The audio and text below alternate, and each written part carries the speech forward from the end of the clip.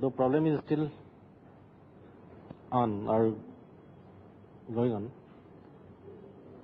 We are trying our level best to stop the infiltration.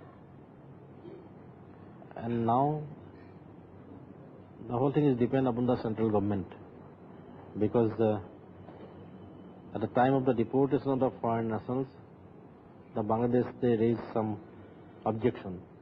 Therefore, we also ask the central government to take up these issues with Bangladesh. All infiltrators are not responsible for it, because you know that ISI activities or fundamental activities are increases there due to the influence from Pakistan or other foreign countries.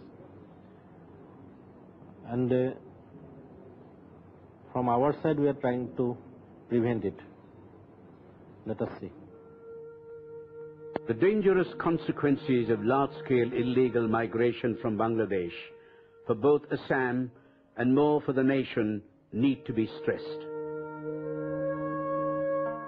The silent, invidious demographic invasion of Assam may result in the loss of the geostrategically vital districts of Lower Assam.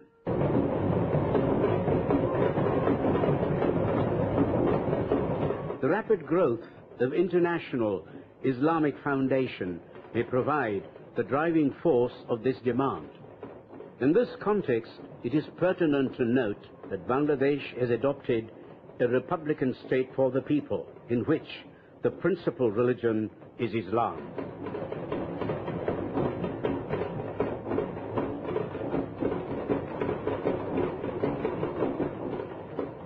Political parties, it seems, are underplaying the grave importance of this problem and have been viewing it as something affecting only the Assamese people. Thus, an issue of great concern for national security has been made into a partisan affair and a matter of vote bank.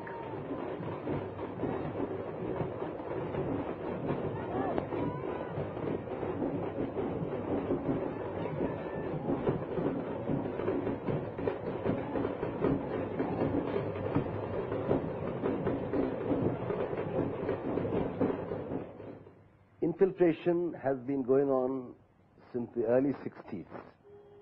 It started because our own politicians encouraged infiltration because they wanted the vote banks. They wanted easy ways of winning elections. And then a lot of contractors wanted cheap labor. So infiltration has been encouraged over the years. In the beginning, there might have been a question of stopping all this with the help of identity cards, and we might even have thought of work permits at that point of time. But today, it's too late for all that, because those who have come in insist on buying land and on registering themselves as Indian citizens. And they are not going to declare themselves as having remained here illegally as foreigners to collect their work permits now. So work permits will go to the fresh batch of illegal immigrants from Bangladesh. It will only aggravate the problem. In Assam, the situation has been made more complicated than it need have been by the simple fact of having a separate immigration law for just one state. You have the Foreigners Act of 1946 governing immigration for the rest of the country. And for Assam alone, you have the Illegal Migrant Determination by Tribunals Act of 1983, called the IMDT Act for short. Even as things are now, Assam bears responsibility for about 26% of its population, which are not indigenous Indians or people of the state, but are foreign nationals, for whom the state has no moral or constitutional responsibility. If India feels very generous, then I think one solution could be to distribute all these people over all the states of the country, instead of expecting just one or two states to take on such a burden.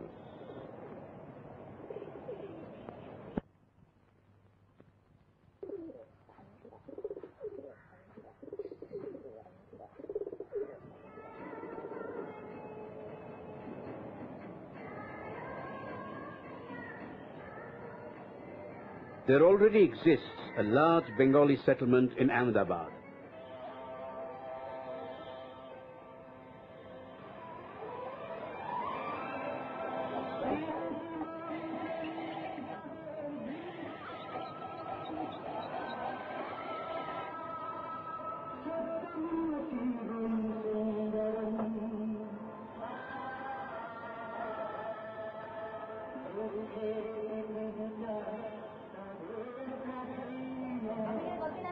এগারো বছর হবে।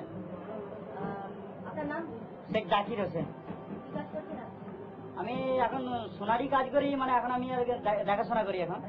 হ্যাঁ হ্যাঁ, আমার সব দেশের লোক, আশেপাশে লোক, শালা আছে, ভাগনা আছে, ভাইপো আছে। এই তো 1 বছর 1.5 বছর 2 বছর করে এসছে। হ্যাঁ আমিই নিয়ে এসছি সব।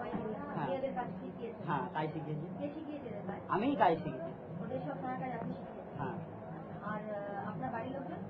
সব দেশের দিয়ে থাকে। আমার এখানে খালি এখানে ফ্যামিলি থাকে, দাদা থাকে আর দাদার ফ্যামিলি থাকে, আছে বাচ্চারা থাকে। হ্যাঁ বাবা মা সব দেশে। হবে 25-30 হাজার হবে।